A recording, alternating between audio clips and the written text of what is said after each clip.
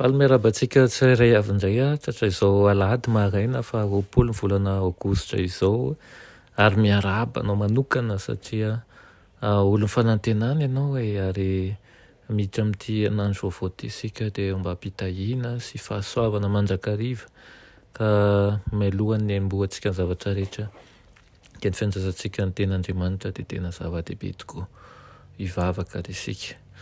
Ry Andriamanitra tsara indrindra izay any an-danitra ho velom-pisaorana anao zahay satria nomenao tombonandro indray ahafahanay mampiseho ny fahasoavanao. Toa malala ho mangataka aminao izahay mba hamela ny fahadisoanay sy ny helokay hatrany ary koa hanadio anay amin'ireo izay rehetra tsy mety nataonay. Havaozy mandrakariva ny fonay ahafahanay mandray sy mampipetraka ny fahamarinanao eo amin'ny fiainanay. Kehitriny dia hiaino anao zahay dia mety izy ianao hiteny manoloana anay ary koa ampitony ireo izay rehetra tsy avy aminao. Tonoina sy angatanay amin'ny anaran'i Jesosy. Amen. Lohatenin'ny mofinainantsika androany dia manao hoe fahazavana hahazava ny firenena. Fahazavana hahazava ny firenena. Alaina Matthieu 4:4-5 manao hoe ny olona izay mitoetra tao amin'ny maizina dia nahita mazava lehibe. Ary izay nitoetra tao amin'ny tany aloko ny fahafatesana no niposahan'ny fahazavana. Amen. Nitady resaka tamin'i Jesosy i Nikodemosy noho ny alina ary nanao hoe Rabi, fantatray fa mpampianatra avy amin'Andriamanitra ianao fa tsy misy olona mahay manao izao famantaran'izao raha tsy Andriamanitra ny momba azy. Jesosy namaly ka nanao taminy hoe lazaiko aminao marina dia marina tokoa raha tsy ateraky indray ny olona dia tsy mahazo mahita ny fanjakan'Andriamanitra. Lehilahy nitana toerana ambony no sy noheverina ho avaram-pianarana araka ny fomba ny Jiosy i Nikodemosy dia olona feno fahendrena. Nanandaleta maro miavaka izy naleo ny tsy nanantona an'i Jesosy raha mbola atoandro fa andrao hanaovan'ny olona fanamariana izy fa ambaniana ho an'ny mpanapaka jiosy mantsy ny mifanerasera amin'ilay Nazariana tsinotsinona. Hoy Nikodemosy tao anatin'ny fony tao manao hoe andeha ny tenako mihitsy no izany iraka sy ny fanambaran'ity mpampianatra ity raha izy ny marina no ilay fahazavana hahazavan'ny firenena sady voninahitry ny Israely.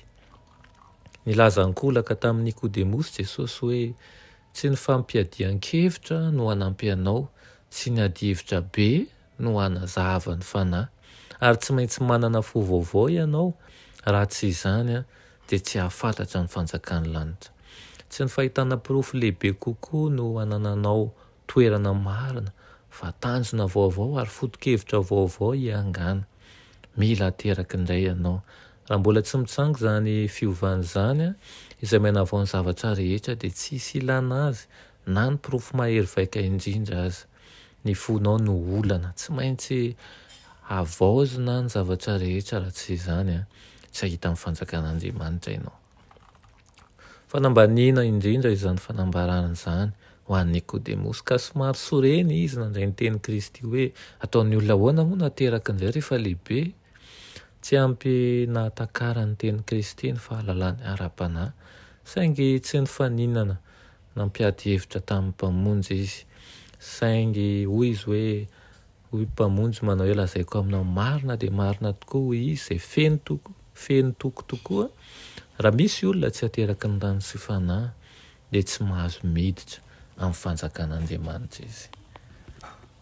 Dia mba ho aminao anie izany teny izany mandretika mipetraka amin'ny fanontaniana hoe olona manao ahoana moa no voavonjy ary olona manao ahoana ny tokony sy afaka miditra amin'ny fanjakan'Andriamanitra.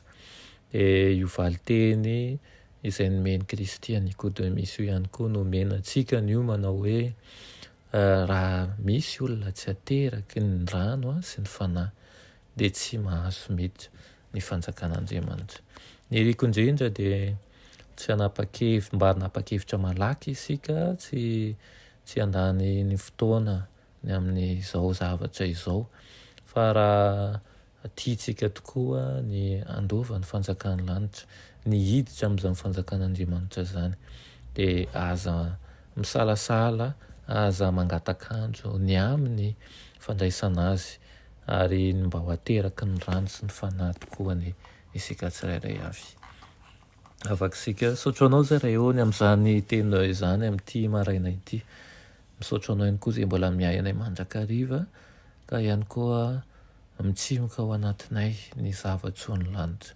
Mangataka aminao izahay mba ho hazavany tenao mandrakariva ny fotom-pisainanay, ka mboleo zavatsoa mandrakariva izahay, ka hanana fomba fiainana zay avy aminao, hanana fomba fisainana zay avy aminao, mba ahafahanay manana fomba fanao avy aminao ihany koa. Tonoina fiangatana amin'ny anaran'i Jesosy. Amen.